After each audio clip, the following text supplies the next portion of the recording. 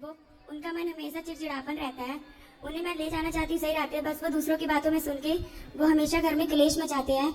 ना ही वो किसी तीर्थ धाम कहीं नहीं जाना चाहते हैं, ना ही वो पूजा पाठ करते हैं। हमेशा उनका काम असफल हो जाता है।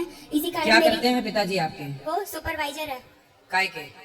Head of department. कहाँ है? वो अभी लुधियाना में है। आए नहीं? नहीं, उन्हें मैं लेके आना चाहती थी बट वो आए नहीं। चलो उनको कभी लाना, समझाएंगे, बात करेंगे। चिड़चिड़ापन असंतुष्टि के कारण होता है। जब व्यक्ति संतोष नहीं रखता, संतुष्ट नहीं रहता, तो उसके स्वभाव में चिड़चिड़ापन आता है। वो दूसरों की बात ज्यादा सुन के घर में कलेश करते हैं। इसी कारण मेरी माता श्री हमेशा चिंतित रहती है। आप ले आना कभी पिताजी को, बात कराना ऐसे प्रश्नोत्तरी में। ठीक।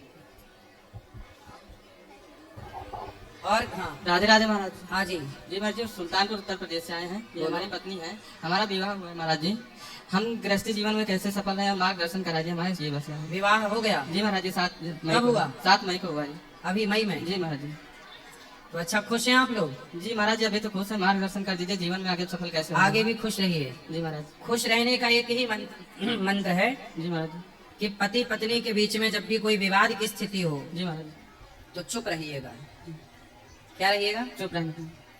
यदि आपने चुप रहना सीख लिया तो आप सुखी रहेंगे, और पत्नी भी चुप रहना सीख ले। ये मंत्र दोनों के लिए है।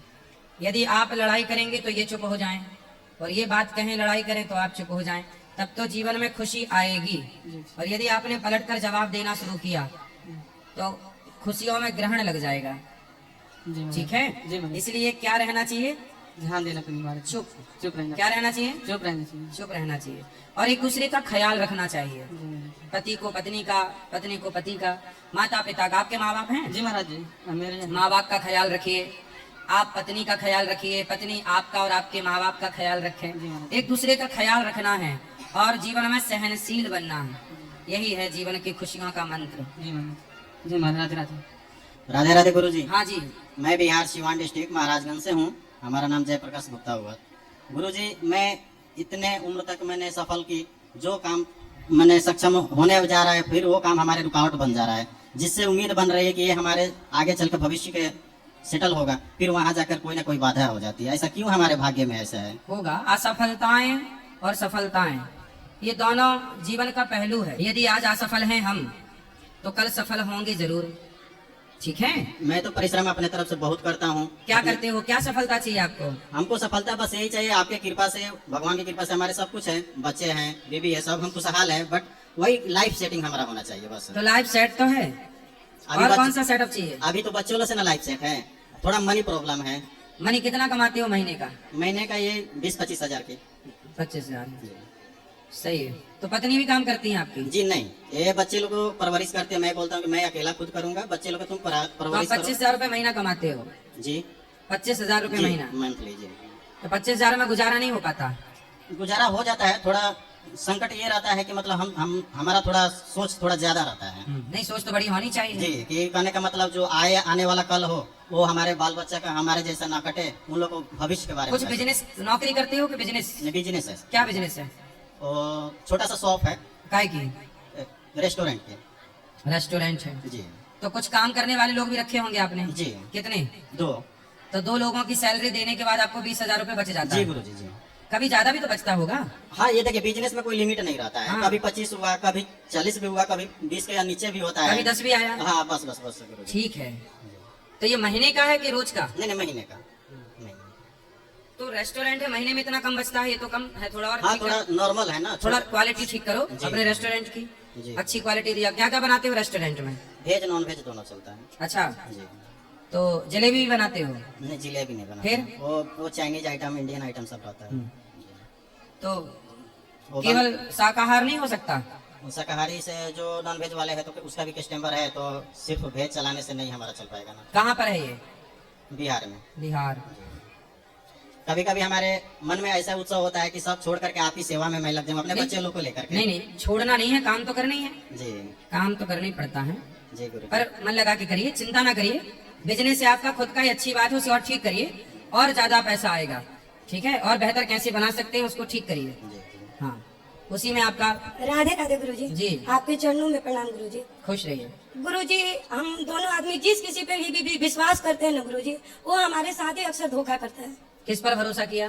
गुरुजी, सवाल मेरा ये है कि हम 4 बहनें हैं, हमारा कोई भाई नहीं है। तो गुरुजी, जिसे भी अपना भाई बनाना चाहते हैं, उनकी पत्नियां हमेशा गलत ही आरोप लगा देती है। कोई बात नहीं, किसी को भाई बनाने से बेहतर है आपने जगत पे खूब भरोसा कर लिया, अब भगवान पे भरोसा करिए, भगवान को अपना बनाइए। त्वमेव माता च पिता त्वमेव, भगवान आपके हैं, आपने भगवान पे भरोसा नहीं किया। गुरुजी, अपने मन से अगर कोई आए तो हम उसे भगा नहीं ना सकते। नहीं, भगाना क्यों है, पर कोई आए तो उस पर भरोसा भी तो नहीं करना चाहिए। पर वो भरोसा करते हैं गुरुजी, हम तो अच्छे से ही करते हैं, कोई मत भी आए करो। तो। लेकिन उल्टा में वो लोग क्या बोलते हैं, हाँ कुछ खिला पिला दिया होगा ना, कुछ कर मत दिया करो होगा ना। भरोसा। किस पे भरोसा करोगे अब से? अब से भगवान केवल पे। भगवान पे। जी गुरुजी। इसलिए दुनिया पे भरोसा कोई मत, दुनिया तो भरोसे के योग है ही नहीं। जी गुरुजी। बस गुरुजी, मेरी माँ आई हुई है, मेरे पिताजी नहीं है गुरुजी। मेरी माताजी पिताजी के नाम पर कुछ दान करना चाहती है। ठीक है, नाम लिखा लीजिएगा यहाँ पे। नाम लिखवाए हुए हैं गुरुजी, 2 मिनट के लिए उन्हें बुला दीजिए गुरुजी। बुला दीजिएगा, बुला दीजिएगा। माँ, खुश रहिए। चलो तब तक इनको दो, आप बुलाओ इनको। गुरुजी राधे राधे। हाँ जी। सर मेरा नाम जयप्रकाश गिरी गुरुजी, मैं आया हूँ इंदौर से और 4-5 महीने से मैं बहुत अशांत हूँ और इसलिए मैंने नौकरी भी छोड़ दी, जॉब भी छोड़ दी। घर में कुछ दिक्कतें हुई तो मैंने दूसरी नौकरी पकड़ी, वो भी छोड़ दी। लेकिन कुछ ऐसी मेरे से गलतियां हुई जो अभी घर वाले विश्वास नहीं करते हैं। मैं कितना भी पैसा कमाऊँ, कुछ भी क्या करूं। गलती की आपने?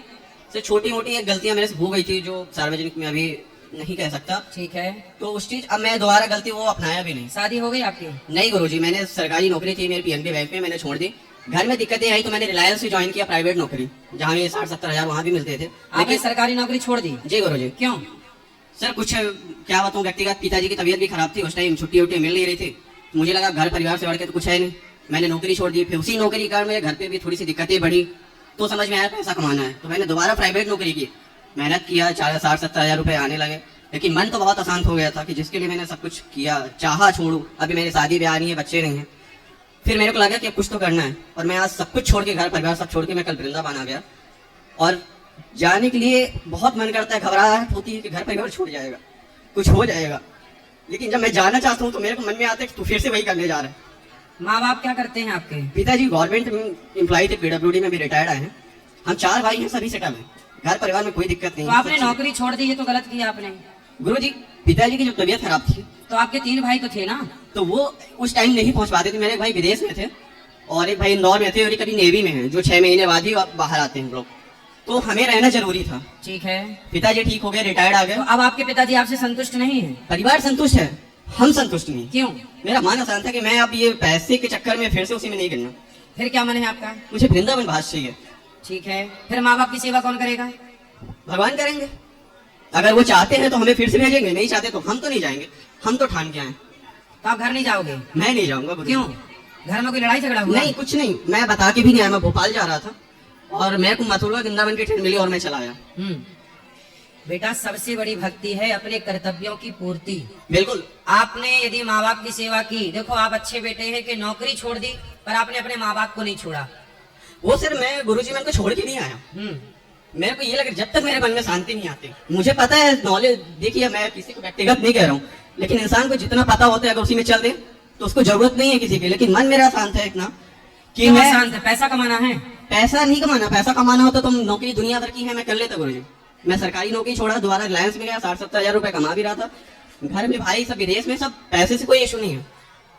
व्यक्तिगत जो कहते हैं ना मोह, मोह बढ़ जाने से सर। तो आपका मोह कहाँ बढ़ गया? किससे? घर परिवार से इतना मोह गया कि मैं अगर चाह के भी ना बना रहा हूँ तो नहीं आ पा रहा हूँ। लेकिन मुझे वृंदावन वास करना, ये मैंने ठान के आया। नहीं तो बात करिए तो अच्छी बात है, वृंदावन में रहकर भगवान का स्मरण करिए, पर पैसा तो कमाना चाहिए ना। तो पैसा कमाओगे तब ना गुजारा होगा परिवार का। तो गुरुजी वृंदावन में रह के, इसी मिट्टी में रह के भी तो हम पैसा कमा सकते हैं, कोई हाँ, issue कमा सकते हैं। नहीं। अगर भगवान ने थोड़ा बहुत दिया है तो मैं कुछ न कुछ अपना रास्ता निकाल लूंगा, कर लूंगा, मैं कमा सकते हैं। अच्छा बस हमें थोड़ा सा बताएं गुरुजी, मन शांत नहीं है। मन शांत इसलिए नहीं है बेटा, जीवन में जब तक संतुष्टि नहीं आती। क्या नहीं आती? संतुष्टि, संतोष। सबसे बड़ा धन क्या है? सबसे बड़ी दौलत क्या है? संतोष। गुरुजी मुझे संतोष तो आएगा जब मुझे वृंदावन लगेगा कि अब नहीं छूटेगा। बाकी मुझे पैसे से संतोष नहीं चाहिए। देखो, वृंदावन नहीं छूटेगा, इसके भी 2 उत्तर हैं। वृंदावन एक होता है तन से, एक होता है मन से। आप अमेरिका में हो, आप दुनिया के किसी भी कोने में हो, पर चिंतन भगवान का है, बिहारी जी का है। तो आपका शरीर भले कहीं भी हो, पर मन तो वृंदावन में है। और आप जैसे शरीर से वृंदावन में हो, पर आपका मन कहीं और हो, तो मन तो बाहर ही हुआ कि नहीं। बिल्कुल। इसलिए उपस्थिति किसकी अनिवार्य है, तन की या मन की? मन की। तो मन की उपस्थिति तो कहीं से भी हो सकती है, काम करते हुए भी ध्यान कहीं से भी हो सकता है। इसलिए अनिवार्य दोनों में क्या है ये आप बेहतर समझते हैं। तन की प्रधानता कम है, मन की प्रधानता ज्यादा है बेटा। तो गुरुजी मैं अभी साल भर से 24 घंटे जब भी है तो मुझे मन तो पूरा वृंदावन का ही है। मैं कुछ घर में भी काम करूं, कोई चिल्ला रहा, इतना चिड़चिड़ा पाना गया कि मेरे से अगर कोई प्यार से भी बात कर ले तो मेरे को ऐसे लगता है कि ये मुझे अपने मुंह में फंसा रहा है। और मुझे बिल्कुल पसंद नहीं कि मेरे से कोई बात करे, चाहे घर के हो चाहे बाहरी संसार के कोई हो। और बाहर रहता हूँ तो वृंदावन, अब यहाँ आ गया हूँ तो सिर्फ माता पिता ध्यान आ रहा है। फिर पूर्ण देखो, अब देखो वृंदावन आके घर का ध्यान आ रहा है कि नहीं? सिर्फ माता पिता का है कि उनको भी मैं लाऊं तो कैसे लाऊं, उनको पता ही नहीं कि मैं वृंदावन आया हूँ। मैं अपने भांजे को मैसेज किया था कि बता देना मैं मथुरा में हूँ। आप पूर्ण देखो, फिर ऐसा है कि फिर पूर्ण समर्पण भगवान में कर दो, आप पूर्ण समर्पण प्रभु में कर दो, इसी से आपको शांति भी मिलेगी और आपका लोक परलोक सार्थक होगा। ठीक है, पूर्ण समर्पण। फिर यहाँ वहां का सब छोड़ दो, मन से निकाल दो और पूर्ण समर्पण। जैसे मीरा, सूरदास जी, तुलसीदास जी पूर्ण समर्पण कर दिया प्रभु में, प्रभु में आपका हूँ, अब आप जानो जो कराना है आप कराओ, उनके बन करके फिर जो प्रभु की आज्ञा हो, मर्जी हो, इच्छा हो वो आप करते रहो। फिर ये मत कहो कि मैं करता हूँ, फिर मेरे प्रभु मेरे से काम कराते हैं। जैसे गौरी गोपाल में जितना भी कार्य होता है मैं कभी नहीं कहता कि मैं करता हूँ, मैं हमेशा यही समझता हूँ कि मैं तो भगवान का हूँ। अब भगवान इस शरीर से जो जो कराना चाहते हैं वो करा रहे हैं। भगवान ये चाहते हैं कि मैं आपसे बात करूं तो मैं आपसे बात कर रहा हूं। तो हर इच्छा ईश्वर की है, ये मानकर समर्पण करके अधिक से अधिक भगवान का स्मरण कीजिए। ठीक है, धन्यवाद गुरुजी। खुश रहिए। राधे राधे गुरुजी। जी गुरुजी मैं ये पूछना चाहती हूँ कि जैसे आप लोग हैं सनातन धर्म को बढ़ाते हैं तो मैं आपका सम्मान करती हूँ, जिस तरह देवकी नंदन ठाकुर जी है और अन्य लोग हैं तो सारे लोग सनातन धर्म को बढ़ाते हैं। तो क्या है, मैं तो सम्मान करती हूँ, लेकिन मेरे साथ जो जुड़े हुए लोग हैं वो कहीं ना कहीं आप लोगों को बहुत गलत कहते हैं, कभी कभी अपशब्द कहते हैं जो मुझे बहुत बुरा लगता है और मैं उनको जवाब भी नहीं दे पाती। उनका कहना है कि आप लोग हैं पैसे को लूटते हैं, ऐसे है वैसे है, हमारे ही पैसे को। उनसे बोलना कि तुमने कितना दे दिया, उनसे बोलना कि आपने कितना दे दिया। बोले आपके घर कब आ गए अनिरुद्धाचार्य जी लूटने, कब तुम्हारे घर डाका डाल दिया, कब तुम्हारे घर चोरी कर ली। बोले जो लोग श्रद्धा से देते हैं उस दिए हुए दान को वृद्ध माओं की सेवा में, 315 माओं की सेवा में 150 बच्चे यहाँ निःशुल्क पढ़ रहे हैं और 30,000 लोग पर डे भोजन कर रहे हैं। 400 गैया की सेवा, अभी 5 से 7 हजार बच्चों के लिए हम एक विद्यालय बना रहे हैं जहाँ निःशुल्क बच्चों को पढ़ाएंगे और केवल शिक्षा नहीं संस्कार देंगे। तो ये सब काम यदि करना है तो पैसा तो लगेगा, और पैसा हम किसी से चुरा नहीं रहे हैं, किसी के जेब में हाथ नहीं डाल रहे हैं। भाई जिसे इच्छा है वो दे रहा है, नहीं इच्छा है नहीं दे रहा है। उनसे बोलना कि तुम्हें गाली, देखो कुछ लोग हमें पैसा देते हैं कि वृद्ध माँ को हमारी तरफ से भोजन करा दीजिए, और कुछ लोगों के पास बेचारे के पास पैसा नहीं है तो वो हमें गाली ही देते हैं। अच्छे हैं कम से कम कुछ ना कुछ दे ही रहे हैं, इसलिए उनकी गाली भी हमें स्वीकार है। मैं नहीं समझा पाती हूँ, कोई बात नहीं, आप मत समझाओ। देखो रावण को कोई नहीं समझा पाया, हनुमान जी नहीं समझा पाए, अंगद जी नहीं समझा पाए, स्वयं राम नहीं समझा पाए, दुर्योधन को स्वयं कृष्ण नहीं समझा पाए। जिसे विधाता नहीं समझाना चाहते उसे कोई नहीं समझा पाएगा, इसलिए मत समझाओ। वो हमें गाली दे रहे हैं ना, हमें उनकी गाली स्वीकार है, कोई दिक्कत नहीं है। पर बोलते हमें पाप लगेगा गुरुजी, मैं क्या करूं, मैं कोई बहुत बात बहुत नहीं, बुरा आप लगता उनसे है कहो, मुझे। आप उनसे कहो कि ये सारी सेवा जो गौरी गोपाल में होती है, बोले आप भी शुरू करो। हाँ मैंने बोला गुरुजी कि फिर आप कर लो ना ये काम, वो बोले बेचारे कर आप रहे लोग हैं। करते, हाँ। यदि हर बेटा अपने माँ बाप की सेवा करता तो हमें वृद्धाश्रम बनाने की जरूरत ही न क्या पड़ती। पड़ती, तो जब बेटा अपने कर्तव्य को भूल गया, बेटियां अपने कर्तव्य को भूल गई, यहाँ देखो ना माएँ रहती हैं। अभी एक माँ हॉस्पिटल में है, 3 बेटे हैं माँ के और 1 बेटी है। 3 बेटों में एक भी बेटा नहीं आया। हमने फोन लगाया कि बेटा तुम्हारी माँ आखिरी सांस ले रही है, 30,000 रुपए रोज का लग रहा है वेंटिलेटर का, 30,000 रुपए रोज, और कोमा में थी 2 दिन। जब कोमा से जागी तो मैंने बेटों को फोन लगाया कि माता की आंख खुलेगी जब आप सामने रहोगे ना बेटा, तो माँ को अच्छा लगेगा कि मेरा बेटा आया है। पर तीनों बेटे नहीं आए, अंतिम सांस चल रही है, देखने नहीं आए। मर जाएंगी तो कंधा देने क्या आएंगे। अब ऐसे माँ की यदि अपनी औलाद सेवा करती तो फिर हमें वृद्धाश्रम बनाने की जरूरत ही नहीं थी। जब अपने नहीं करेंगे तो किसी को तो करना पड़ेगा ना। हम तो सड़कों से उठा उठा के मैयाओं को ले आते हैं, तो क्या करें। दया है, सेवा करने का भाव है। अब इस पर कोई गाली दे तो देता रहे, हमें उनकी गाली भी स्वीकार है।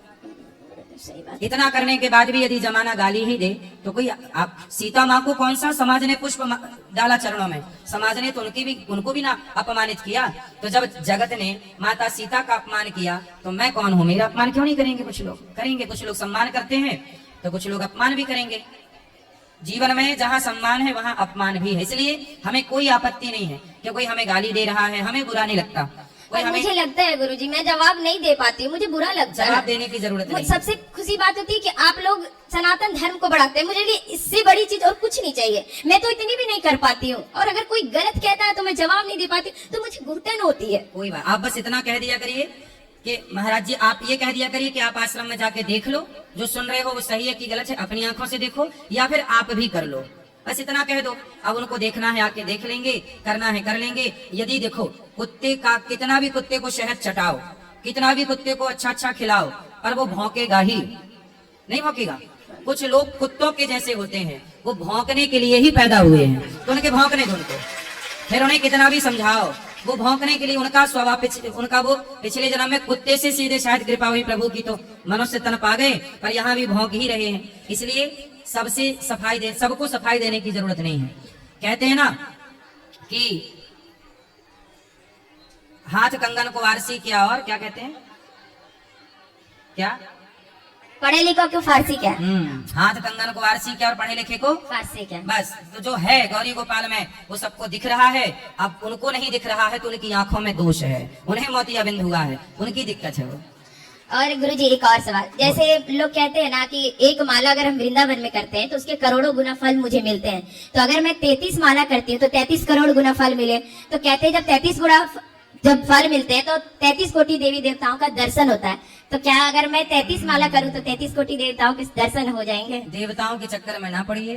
कृष्ण तुलसीदास जी स्पष्ट कहते हैं, और देवता चित्त न धरई, एक भगवान श्री हरि के दर्शन कर लो, श्री कृष्ण के, भगवान श्रीमन नारायण के, उनका स्मरण हो जाए तो उनमें ही संपूर्ण देवी देवताओं का वास है। कृष्ण का ही दर्शन, तो भगवान का दर्शन होगा, प्रेम बनाए राधे होगा।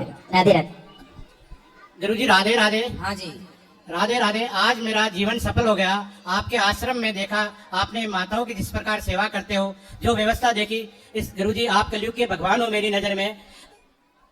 मैं एक मेरा प्रश्न है, एक तरफ तो मेरा परमात्मा की तरफ मन लगता है, दूसरी तरफ मेरा भ्रष्टाचारियों से मेरा विवाद है। जमीन के कोई जमीन, मेरे पिताजी की जमीन है, वहाँ भ्रष्ट लोग कहीं न कहीं अड़चन पैदा कर रहे हैं, तो मैं इसमें डिस्टर्ब हो रहा हूँ। मेरा मन परमात्मा में लगता है, परंतु मेरे पिताजी की जमीन होने के कारण उन भ्रष्टाचारियों से मुझे लड़ना पड़ता है। राजस्थान में एक तहसील है लून करिंसर रोड छत्तरगढ़, लून करिंसर में जिस व्यक्ति का जन्म 1987 में हुआ, गवर्नमेंट ने मेरे को लेटर दिया, सारी चीजें उसमें, और 1987 के बाद हुआ जन्म, रजिस्ट्री बनाई 1987 में, वो मुकदमा एसडीएम कोर्ट लून करिंसर में चल रहा है, क्लियर है, कुछ नहीं हो रहा भ्रष्टाचार की वजह से। एक राजस्थान में छत्तरगढ़ तहसील है, मैं 2 महीने से भाग रहा हूँ। कोई मेरे पिताजी की फाइल है डॉक्यूमेंट्स की कटाने के लिए, एसडीएम साहब से बात कर ली, एक बहुत सम्मानीय व्यक्ति से बात करा दी। भाई भारत में देखो भ्रष्टाचार तो है, जबकि होना क्या चाहिए, हमारे देश में एक जमीन 2-2, 3-3 लोगों के नाम बिक जाती है फर्जी तरीके से। भाई जब ऑनलाइन का जमाना है, जब सैटेलाइट का जमाना है, तो फिर इस फर्जीवाड़े को सरकार रोकना चाहे तो एक दिन में रोक दे कि एक प्लॉट, एक घर, एक जमीन यदि बिक गई है तो वो कंप्यूटर में दिखने लग जाएगी कि इसके नाम पर चढ़ गई, फिर उसे दूसरा कैसे फर्जी तरीके से बेच सकता है या कब्जा कर सकता है। सरकार खुद नहीं चाहती कि जमीनों के केस साफ सुथरे हों, क्योंकि इन्हीं विवादों के चक्कर में जब विवाद होगा, कई बार तो विवाद नहीं होता तो भी जान करके लोग विवाद कर देते हैं, ताकि कोर्ट कचहरी में पैसा देते रहो, इसी से ना कोर्ट कचहरी चलती है। यदि सब ईमानदारी से हो जाए एक नंबर का काम, तो फिर कोर्ट कचहरी की जरूरत ही नहीं पड़ेगी। एक निवेदन और करना चाहता हूँ, मेरे राजस्थान सरकार चाह ले तो एक भी जमीन का फर्जी मुकदमा और फर्जी केस नहीं हो सकता, क्योंकि जमीन खुद कागजों में बता रही है कि किसकी जमीन है। भाई जिसकी जमीन है वो उसकी है, उस पर फर्जी यदि कोई कर रहा है तो फर्जी करने वाले को सजा होनी चाहिए, दंड होना चाहिए, 420 का केस लगना चाहिए। लेकिन नहीं, 420 का केस नहीं लगता, जिसकी ओरिजिनल जमीन का जो मालिक है वो केस लड़ के गर्ज का पैसा देता रहता है कोर्ट कचहरी को।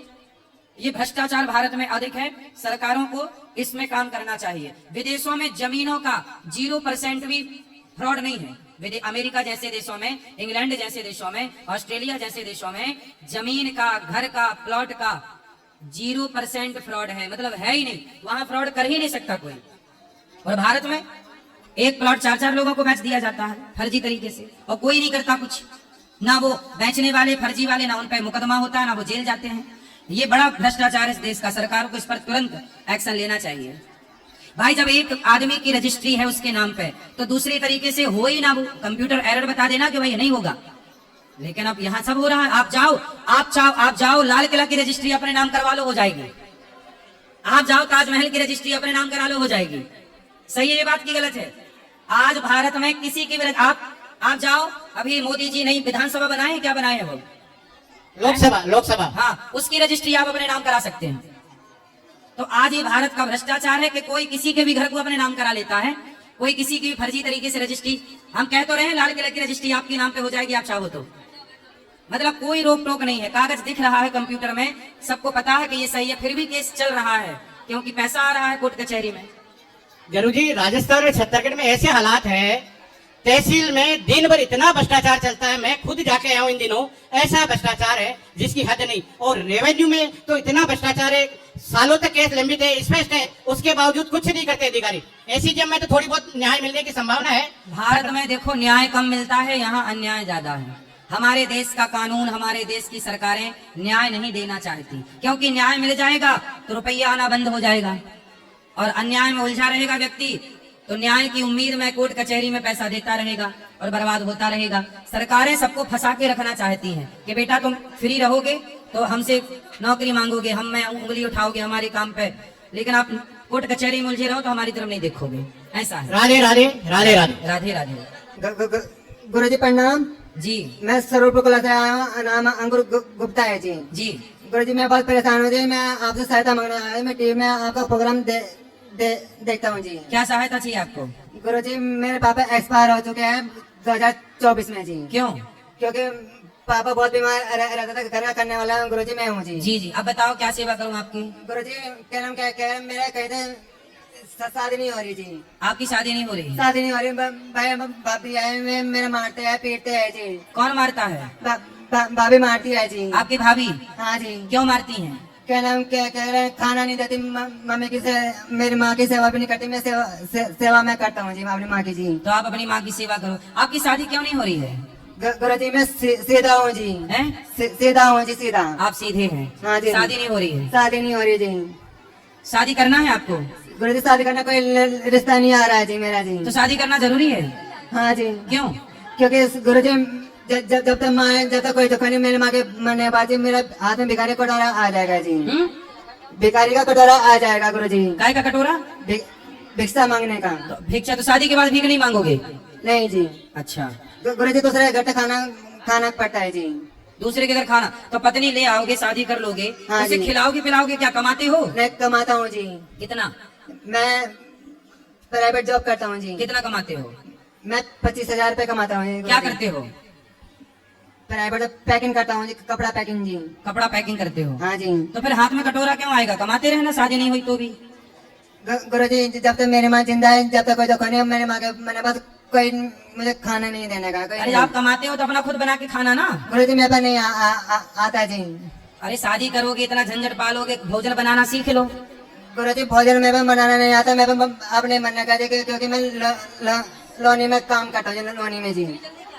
तो शादी भगवान करे आपकी हो जाए, हम तो यही प्रार्थना करेंगे शादी हो जाए। गुरु जी कहते हैं रिश्ता ही नहीं आ रहा जी, कहते हैं होने नहीं जी। मेरे तो जी मम्मी भी तो शादी के लिए रो रहे हो? अरे अभी कम रो रहे हो, शादी के बाद ज्यादा रोना पड़ेगा। हाँ, भगवान बड़े दयालु हैं, वो आपको ज्यादा रोता हुआ नहीं देखना चाहते, इसलिए गुरु जी मैं 30 साल का हो गया जो 30 साल का जी। तो शादी नहीं हो रही तो रो क्यों रहे हो? गुरु जी कहता होने रहा जी, कहता होने रहा, भाभी लड़ती है, भाभी मारती है, भैया भी मारते हैं जी। भैया ने मेरी माँ देखो, जब ईश्वर का बैलेंस देखिए, बच्चे की शादी नहीं हो रही है तो रो रहा है, और जिनकी हो गई है उनसे जाके पूछो, वो इससे ज्यादा रो रहे हैं। देख लो, जिनकी हो गई ना बेटा, वो तुमसे ज्यादा रो रहे हैं। तो शादी करके रोना है कि बिना किए रोना ठीक है? नहीं, मैं शादी करके रोने वाली। जो लड्डू खाए वो पछताए और जो ना खाए वो पछताए, ये कहावत यहाँ सिद्ध हो गई। तो मतलब शादी करके रोगे? गुरु जी मैं बड़ी आस करके आया हूँ जी। मैं टीवी में सुनो, शादी के बाद ना पत्नी अच्छी नहीं मिली तो रोना बहुत पड़ता है। नहीं, मैं उसकी बहुत इज्जत करूंगा जी, बहुत ख्याल करूंगा जी। बहुत ख्याल रखोगे? हाँ जी। लेकिन इज्जत करने वाले, ख्याल रखने वाले भी, उनकी भी छोड़ छोड़ के कुछ लोगों की चली गई। शादी के बाद फिर दर्द ज्यादा होता है। हाँ जी शादी के बाद दर्द ज्यादा है नहीं जी दर्द नहीं हुआ जी हैं? दर्द नहीं हुआ जी क्या नाम क्या कह रहे जी मैं क्या नाम क्या मैं बहुत परेशान हूँ जी मतलब शादी करके ही मानोगे? हाँ जी क्योंकि मेरे पे पापा ने है कि मैं अकेला हूँ जी मैंने अकेला किसी तरह और नहीं हुई शादी तो? शादी नहीं हुई तो? गुरु जी फिर तो मरना मंजूर है जी हैं? मरना मंजूर है नहीं मरोगे तो शादी होगी नहीं फिर तो शादी के लिए तो जिंदा रहना पड़ेगा ना हाँ जी तो शादी तक जब तक ना हो तब तक तो जिंदा रहना और आखिरी दम तक उम्मीद बनाए रखना गुरु जी मेरी माँ बहुत रोती है जी इनका क्या नाम क्या मेरा मैंने बात तेरा क्या होगा जी मेरा मैं बहुत क्यों होता रात दिन तो आपके घर में रिश्ते क्यों नहीं आ रहे हैं? मेरे रिश्ते आने रहे जी क्यों? बस कुछ नहीं कह सकते गुरु जी में अच्छा आपके भाई की शादी हो गई? भाई की शादी हो गई जी कितने भैया हैं? 2 भैया है जी दोनों की हो गई? हम 2 भैया है जी अच्छा एक भैया की हो गई तो अपने भैया से कहो ना वो आपके लिए अच्छी लड़की नहीं, भैया डांटता है भैया पीटता है अच्छा साली है भैया की साली? साली नहीं है जी साली नहीं है? नहीं जी साली हो तो अपना कर लो वही तो होगी परिवार की साली साली नहीं है जी नहीं है फिर साली होती तो जब बात मानती थी साली कोई नहीं है क्या नाम के गुरु जी क्या नाम मेरा भाई बहुत ज्यादा आँख दिखाता है लड़का आँख काटा है मेरा है जी आप अपने भैया को बोलना वो आपके लिए अच्छी लड़की ढूंढेगा। गुरु जी पागल बताता है सबको ये तो पागल है जी कौन? भैया नहीं आप पागल नहीं है? गुरु जी बताते हैं जी पागल है जी नहीं आप पागल नहीं है कौन बोल रहा था पागल है? भैया सबको कहते हैं जी नहीं आपकी शादी हो जाएगी भगवान से हम प्रार्थना करेंगे कि आपकी जल्दी शादी हो। कितनी शादी करनी है? गुरु जी कहता रिश्ता नहीं आ रहा है जी मेरा देखो कोई मेरे पापा ने 9 भाइयों को कोई आपको कितनी शादी करनी है? पहली शादी जी पहली करनी है? हाँ जी सिर्फ एक? हाँ जी चलो अब हम बता देंगे कि भाई ये लड़का है जिसको शादी करना है कर लो। अच्छा जी भगवान करे जल्दी हो जाए पर रोना मत शादी होए ना होए भगवान का चिंतन करो भगवान का नाम जपो भगवान के लिए रो। गुरु जी मेरे ऊपर इतनी जिम्मेदारी है बहुत आ रही थी पापा नहीं है जी तो पापा जिम्मेदारी नहीं है तो आप अपनी जिम्मेदारी उठाओ पत्नी से क्या है? नहीं जिम्मेदारी पापा है नहीं है पापा एक्सपायर हो चुके मम्मी हाँ तो आप माँ की सेवा करना आप माँ की भाई बहू आ गई और कल आपकी माँ को मारने लग जाए तो? नहीं माने नहीं लगेगी जी मेरे बाप आजकल तो कुछ बहुएं ये देखती हैं कि सास हो ही ना सास होनी नहीं चाहिए। फिर गुरु जी मेरी भाभी बहुत तेज है जी आपकी भाभी? हाँ जी ऐसी तेज वाली जैसे भाभी तेज है ऐसी आपकी पत्नी तेज मिल गई तो? नहीं मेरी सीधी बहू चाहिए जी तो सीधी चाहिए? हाँ जी जो घर का काम तो करता कहाँ मिलेगी ये सीधी बहू? गुरु जी पता नहीं कहाँ मिलेगी जी मैं तो सब जगह घूम ले जी गुरु जी कहीं मिल नहीं रही ढूंढो ढूंढो मिलेगी। गुरु जी गाजियाबाद में चला गया कहीं नहीं मिले गाजियाबाद नहीं कहीं ना कहीं तो मिलेगी। सब जगह बात कर ली गुरु जी मैंने जी नहीं अभी और ढूंढो मिलेगी। गुरु जी आप क्या करवा दो जी अब मेरे पास कहाँ लड़की है कहाँ से लाऊं किसकी लड़की? आप अपने लिए खुद ढूंढ लो सीधी बहू आप ले आओ लड़की को पसंद करके फिर हम आपका विवाह करा देंगे। गुरु जी मैंने बताने की कोशिश करने कहा था होने रहा जी चलो भगवान करे हो जाए। महीने के 25,000 खोज जारी रखो हिम्मत मत हारो होगी। तुम्हें शादी के बाद का रोना ज्यादा पसंद है क्यों? शादी के पहले का रोना कम है। ना रो भैया ना रो हो जाएगी। आशा रख पगले आएगी बहू आएगी बहू आएगी बहू आएगी आशा रख पगले आएगी। मत रो भैया हो जाएगा भैया। देख लो लड़कियों की इज्जत करो नहीं हो रही है तो रो रहा है छोरा और जिनकी हो गई है वो पत्नी की कदर ही नहीं कर रहे हैं इसलिए पत्नी की कदर करो। समझ रहे हो? आप पत्नी की इज्जत करोगे हैं? मारोगे तो नहीं उसे? नहीं जी मम्मा मारेगा नहीं जी लड़ोगे नहीं? नहीं जी और वो डांटेगी आपको बोलेगी तो सहलूंगा जी सह लेंगे। अच्छे पति हो है ना? हाँ जी चलो ये है भविष्य के पति। राधे जी राधे राधे। राधे राधे गुरुजी। जी गुरुजी मेरा ये प्रश्न है जैसे मैं तिलक लगाती हूँ तो सब बोलते हैं तो लगाना चाहिए या नहीं? क्या बोलते हैं लोग? वो बोलते हैं तू ज्यादा भक्त बन रही है कुछ ज्यादा हो रहा है तो मेरे घर के भी बोलते हैं। तो बोले तो उनको बोलो भक्त ही तो बन रहे हैं। क्या चाहते हो सूप नखा बन जाए लंकड़ी बन जाए? बोलना उनको बोले हम बन रहे हैं भक्त बोले तुम बन जाओ सूप नखा तुम बन जाओ लंकनी। इसलिए आप बने रहो भक्त, सही रास्ते पर हो। आजकल लोग खुद गलत हैं, औरों को भी गलत ही देखना चाहते हैं।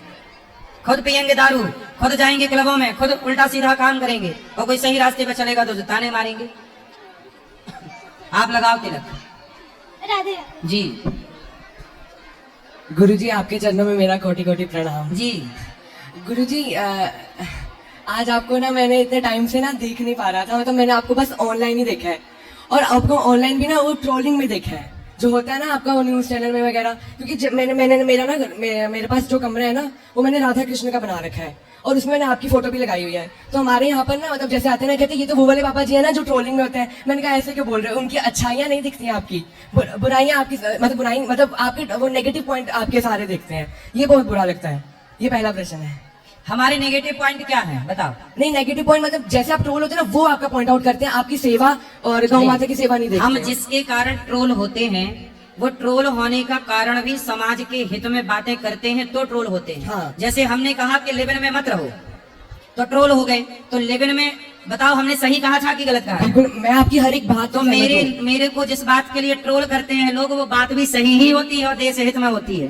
भाई लिविन में रहना गलत है, मैं आज भी कह रहा हूँ, तब भी मैंने यही कहा। तो अब लोगों को, अब लोग गलत रहना चाहते हैं, गलत करना चाहते हैं, तो उन्हें सही बातें अच्छी नहीं लगती। अब जैसे उन्होंने कहा, देखो निरुद्धाचार्य जी ने कहा लिवन में कुत्ता बिल्ली रहते हैं, तो भाई लिवन में कुत्ता बिल्ली सही रहते हैं? हमने गलत क्या कहा था? हमने तब भी गलत नहीं कहा था, आज भी गलत नहीं है। उसे गलत वे पे लोग समझते हैं। कौन सी बात मेरी गलत थी बताओ? बिल्कुल गुरुजी। जिस बात पर लोग ट्रोल करते हैं वो सारी बातें सही होती हैं, और खुद का सेंस होता नहीं है, खुद का विवेक होता नहीं है, तो सही को भी वो गलत। जैसे दुर्योधन श्री कृष्ण गए समझाने, तो कृष्ण तो सही थे लेकिन दुर्योधन ने कृष्ण को गलत समझा। हनुमान जी सही थे पर रावण ने हनुमान जी को गलत समझा। जो स्वयं गलत होता है वो सही को भी गलत समझ लेता है क्योंकि वो खुद गलत है। जैसे दुर्योधन ने कृष्ण को गलत समझ लिया।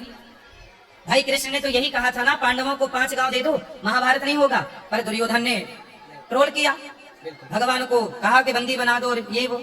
तो वही है ना कि आज के जमाने में अच्छी बात कहना ही पाप है। आप अच्छी बातें मत करिए, बुरी बातें करिए, तो मैं बुरा कैसी बात करूं? तो भाई लोगों को सुनना है सुने, आपको अच्छी लगे या बुरी लगे, पर मैं तो वही कहूंगा जो सत्य है। आपके हिसाब, डॉक्टर आपके हिसाब की दवाई नहीं देता। डॉक्टर को जो सही लगता है मरीज के लिए वो कड़वी से कड़वी दवाई देता है। ऐसे ही गुरुजनों को जो सही लगता है समाज के लिए वही बातें करते हैं जो सही है। अब कुछ लोगों को अच्छी लगे या ना लगे, तो हमें इससे कोई फर्क नहीं पड़ता कि आपको हमारी बात अच्छी लगी कि बुरी लगी। आप हमें ट्रोल कीजिए, गाली दीजिए, कुछ भी कीजिए, पर हम तो सही कहते ही रहेंगे। और गुरुजी आपके पास जो लड्डू गोपाल जी हैं वो जो वहाँ बैठते हैं, वैसे वैसे ना मेरी बहन के पास भी है लड्डू गोपाल ब्लू कलर के। तो ना वो होता है उससे बहुत प्रेम करती है और उसको बहुत प्यार करते हैं, जैसे सवारते हैं, जैसे आप प्यार करते हो वैसे वैसे अगर वो प्यार करते हैं ना तो हमारे घर वाले बोलते हैं कि ये तो पागल है, कि ये पंजाबी में कहते हैं अव्वल दर्जे की पागल है। ये क्यों बोलते हैं? मतलब भक्तों को ऐसे क्यों बोला जाता है कि मतलब पागल है ये? तो जैसे मैंने भी अभी ये टीका लगाई, इन दीदी की बात जैसे हुई थी, वैसे पागल क्यों बोलते हैं? मतलब जैसे मेरे पास जुगल जोड़ी भी है। जैसे मुसलमान टोपी लगाते हैं तो मुसलमान को कोई मुसलमान ये नहीं कहता कि तू पागल है, टोपी क्यों लगाया, क्योंकि मुसलमान अपने धर्म को लेकर बड़ा कट्टर होता है। मुसलमान टोपी लगाता है ना, लेकिन हिंदू तिलक लगाने लग जाए, सिखा रखने लग जाए, भगवान का नाम जपने लग जाए तो लोग पागल कहते हैं। क्योंकि सनातन, इसलिए तो सनातन का पतन हुआ है, ह्रास हुआ है, क्योंकि सनातनी अपने धर्म को समझता ही नहीं। शराब क्लबों में जाके देखो, लड़का लड़की नाच रहे हैं गलत गलत तरीके से, उस पर कोई नहीं जाके बोल रहा है कि ये गलत है। और तिलक लगाओ, नाम जपो, अच्छा करो, तो लोग कहते हैं तुम क्या पंडित बन रहे हो, तुम क्या भक्त बन रहे हो, बड़े पाखंडी बन रहे हो। मतलब तिलक लगाने को, नाम जप करने को लोग पाखंड कह रहे हैं, और जो दिन रात लड़के लड़कियां क्लबों में जाके मुन्नी बदनाम हुई पे डांस कर रहे हैं, शीला की जवानी पे झूम रहे हैं, वो सही लग रहा है उनको। वो पाखंड नहीं है। जहाँ चरित्रहीनता फैल रही है वो सही लग रहा है। और तिलक लगाना, सिखा रखना, कथा सुनना, कीर्तन करना, धाम जाना, इसे लोग गलत मान रहे हैं। आप ही बताइए कि गलत क्या है? क्लबों में जाना, दारू पीना वो गलत है कि मंदिर जाना, सत्संग करना वो गलत है? आप बताइए। वही दूसरा ऑप्शन क्या? वही क्लबों में जाना वगैरह। फिर हर आज का यूथ अधिकांश क्लबों में है, और जो यूथ मंदिरों की तरफ बढ़ रहा है, जो यूथ तिलक लगा रहा है, लोग कह रहे तुम पागल हो गए। अरे भाई, यदि धर्म पर चलने को तुम पागल कहते हो तो हाँ हम पागल हैं, रहने दो हमें पागल। इन्हीं दिमागों में भरे भक्ति के लच्छे हैं, अरे इन्हें तो पागल ही रहने दो, क्योंकि ये पागल ही अच्छे हैं। गुरुजी आपके लिए मैंने 2 लाइंस बनाई थी, आप सुनोगे? बोलो बोलो। जन्म के दाता माता पिता है, आप कर्म के दाता है, आप मिलाते हैं ईश्वर से, आप ही भाग्य विधाता है, आप ही भाग्य विधाता है। दुखिया मन को रोगी तन को, दुखिया मन को रोगी तन को मिलता है आराम आपके चरणों में। हे गुरुदेव प्रणाम आपके चरणों में, चरणों में। सुंदर, बढ़िया। राधे राधे। प्रश्न है, बोलो। राधे राधे गुरुजी। हाँ जी। गुरुजी मैं रायबरेली जिला से आई हूँ, आदमपुर गांव मेरा है। गुरुजी हम 2000 की नौकरी करते हैं, स्कूल में मिड डे मील का काम करते हैं। हमारे 3 बच्चे हैं, 2 बच्चे हमारे यहाँ आए हैं और एक बच्चा हमारा वही है, लखनऊ में बुआ के पास पढ़ता है। आए दिन बच्चा पता नहीं क्यों गुरुजी इतना ज्यादा परेशान रहता है, इतना ज्यादा परेशान रहता है। बड़ा हो गया है, गाड़ी वाड़ी चलाता है, कुछ कार भी करता है और पढ़ाई भी करता है, वो बुआ के पास रहकर। क्योंकि हमारे हस्बैंड है नहीं, हम लोग मुंबई जा रहे थे, गणपत पूजा में जा रहे थे, तभी चलती ट्रेन में उनको अटैक पड़ गया और वही बीच सफर में मेरे साथ छूट गया गुरुजी। किसका? हमारे हस्बैंड का। अच्छा, ट्रेन में अटैक आ गया? जी जी गुरुजी। तो नासिक में उनका अंतिम संस्कार किया और हमारे भैया भाभी हमको उधर लेके गए। उसके कुछ दिन के बाद यहाँ गाँव हमारे लेके आए। और सबसे ज्यादा हमको खुशी ये है, आदमी तो हमारा साथ छोड़ दिया, वो तो 4 रहे, हम 3 हो गए, लेकिन खुशी है कि चलो उनके गए के बाद हमारे साथ, हमारा सहारा, हमारे बच्चे तो कुछ हैं ना, तो हम कैसे रह पाते सर। और हमारे पास तो सिर्फ 2000 की नौकरी, उसी में बच्चों को हम पालते हैं, पढ़ाते लिखाते हैं। लेकिन गुरुजी है 2000, लेकिन हमें खुशी इतनी मिलती है कि जो कुछ है अपने बल पे है। आप महीने का 2000 कमाती जी हैं? जी गुरुजी। देखो, ये महीने का 2000 कमाती हैं फिर भी खुश हैं, और आप लोग महीने का 20,000, 25,000, 50,000 कमा के भी कई बार परेशान हैं। तो जीवन में जब संतोष आएगा तो संतोष के 2000 भी 2 लाख जैसे हैं, और संतोष नहीं है तो 2 लाख भी किस काम के? ये संतुष्टि तो है ही नहीं। जी गुरुजी, हमारे ये दोनों बच्चे हैं, ये छोटा बेटा है और ये हमारी बेटी है। तो बेटा भी कुछ कमाता है? बेटा सर ये पढ़ाई भी करता है और वही पढ़ाई से तो 2000 रुपए महीने में कैसे गुजारा होता है आपका? हाँ सर, बस 5 बिस्वा खेती है और हमारे भैया एम्बुलेंस चलाते हैं, नासिक में रहते हैं। भाभी भी हमारी एक्सपायर हो गई, उनको वो कैंसर का रोग हो गया, तो फिर उन्हीं से थोड़ा हेल्प मिल जाता है। थोड़ा तो भैया आपका सपोर्ट करते हैं? जी जी सर, और हमारे ससुराल से सब लोग अच्छे हैं सर। बाबा गुरुजी, तो वहाँ से हमें सपोर्ट मिल जाता है। सही है, अच्छा है, भगवान आपको सुखी रखें। जी सर, बस इतना है बाबा, इतना है गुरुजी कि हम अपने बड़े वाले बच्चे से इसलिए परेशान रहते हैं, जो जितना करता है बहुत मेहनत करता है, पर मेहनत में सफल नहीं हो पाता। हमेशा कभी इधर एक्सीडेंट हो जाता, कभी उधर हो जाता है, आए दिन परेशान रहता है। कई बार उसका एक्सीडेंट हो चुका है। बुआ के पास पढ़ाई करता है, वो तेलीबाग में रहता है। तो हम चाहते हैं होगा, भगवान सब ठीक करेंगे। नारायण कवच का पाठ किया करो बेटा तुम, जी ठीक है? जी, हम रामायण पढ़ते हैं और हमें भगवान से बहुत ज्यादा लगाव, इसीलिए हमको बहुत संतुष्टि मिलती है। जब गीता भागवत पढ़ते हैं तो हमें बहुत संतुष्टि मिलती है। सुखी रहिए, भगवान प्रसन्न रखें। बोलो। राधे राधे गुरुजी। हाँ जी। मुझे ये जानना है कि चोरी का धन फलता है या नहीं फलता? तो आप चोरी करते हो? नहीं सर, हमारे चाचा जी ने हमारी चोरी करी है 35 लाख रुपए की। अब वो गाड़ी खरीद रहे हैं, कहीं कुछ कर रहे हैं। आपके चाचा ने आपके चुरा लिए? जी। 35 लाख? 35 लाख की चोरी करी है। कैसे चुरा लिए? हम सो रहे थे, उनने पहले से उन्हें जानकारी होगी तो पूरी रकम और पैसे सब उठा के ले गए। तो आपके कमरे में थे पैसे? कमरे में पेटी में रखे। तो आपने पेटी में ताला नहीं लगाया था? पेटी में ताला तो था गुरुजी। और कमरे में दरवाजा लॉक करके नहीं सोए थे? वो सर्दी के टाइम था तो खुली रखी, मतलब गर्मी के टाइम पे खुली था गेट। तो रात को चाचा आए? अच्छा, ये कैसे कह सकते हो कि चाचा ही चुराए हैं? गुरुजी 1 महीने पहले उनके पास 1000 रुपए भी नहीं थे। अब गाड़ी ले रहे हैं, कहीं वॉशिंग मशीन ले रहे हैं, फ्रिज ले रहे हैं। अच्छा, उनके पास पहले पैसे नहीं थे, 1000 फिर अचानक गाड़ी वाड़ी लेने लग गए? जी गुरुदेव। हाँ, तो लगा कि इसने ही चुराया है। गुरुजी उनने ही चुराया है। हाँ बिल्कुल, कंफर्म हो गया? जी गुरुदेव। तो चाचा से फिर बोला नहीं कि पैसे दो? अब फिर वो लड़ाई झगड़े होने लगे, पापा जी के चक्कू भी मार दी, पड़वा दिया उनने। 35 लाख चुरा लिए। तो देखो, चोरी की है तो अब ये जानना है कि उन्हें जो फलेगा या नहीं फलेगा। क्यों फलेगा? नाश होगा। चोरी का धन किसी को नहीं फलता, जो चुराएगा। रावण ने सीता मैया को चुराया, सर्वनाश हुआ कि नहीं? जी गुरुदेव। दुर्योधन ने पांडवों के धन को चुराया, जी गुरुदेव। कौरवों ने पांडवों के धन को जुआ के माध्यम से हड़पा, चुराया, सर्वनाश हुआ कि नहीं? जो किसी की संपत्ति चुराएगा, हड़पेगा, उसका नाश नहीं होगा, सर्वनाश हो जाएगा। थोड़ा टाइम लगेगा। कितने साल हुए, महीना हुआ? अभी 1 साल हुई गुरुदेव। चोरी का धन अधिक से अधिक आपके पास 14 साल रह सकता है, अधिक से अधिक मतलब शुरू तो हो जाएगा खेल बहुत जल्दी, पर 14 साल, 14वें साल आते आते, 15वें साल आते समूल नाश हो जाएगा, सर्वनाश। इसलिए कोई लालच में 1 लाख, 2 लाख, 50 लाख के चक्कर में अपना नाश ना किया करो। कोई ना देख रहा हो पर विधाता तो देख रहे हैं। इसलिए चाचा से कह देना, हम बोलते ही नहीं है गुरुदेव। चाचा से कह देना, मेरी बात सुना देना चाचा को कि ईमानदारी से पैसे लौटा दें, वरना सर्वनाश उसके लिए तैयारी कर लें अपनी। जैसे दुर्योधन का हुआ सर्वनाश हुआ, रावण का हुआ सर्वनाश हुआ, कोई रोने वाला नहीं बचा। फिर यही हाल होगा चोरों का, जो चोरी करते हैं, जो गलत काम करते हैं, उनका यही हाल होगा। ईश्वर के घर देर है अंधेर नहीं, लाख आंख से देख रहा है तुझे देखने वाला, सच की खेती कर ले चतुर नर, समय गुजरता जाता मेरे मालिक की दुकान में सब लोगों का खाता। इसलिए सब ईश्वर की नजर में है। आप कह देना चाचा जी से, मेरी बात सुना देना कि ईमानदारी से चले, बेईमानी से नहीं। भारी पड़ेगा ये 35 लाख उनको। गुरुजी राधे राधे। हाँ जी। गुरुजी हमारा पढ़ने में मन नहीं लगता है। क्यों नहीं लगता बेटा? ये नहीं पता। कहाँ मन लगता है? फोन में। हैं? फोन में। फॉर्म? कौन सा फॉर्म? मोबाइल। फोन फोन बोलो, फॉर्म क्यों बोल रहे हो? फोन फोन पे मोबाइल देखते हो? मोबाइल पे क्या देखना पसंद है? इंस्टाग्राम। तो इंस्टाग्राम में क्या देखते हो? रील। किसकी? लड़कियों की। वाह, ये है देश के होनहार बच्चे। अभी से इनका मन लड़कियां देखने में लग गया। कितने साल के हो छोटू?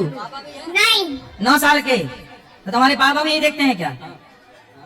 फिर देख लो, 9 साल का है छोरा और इंस्टाग्राम में लड़कियां देखता है। बेटा ये रास्ता ना पकड़ लेना, ये गलत है। पढ़ लिख के योग्य बन जाओ, पढ़ो लिखो, कामयाब होगे। इंस्टाग्राम के चक्कर में बर्बाद हो जाओगे। पढ़ाई लिखाई करो और अपना भविष्य संवारो। ये उम्र बेटा पढ़ाई करने की है।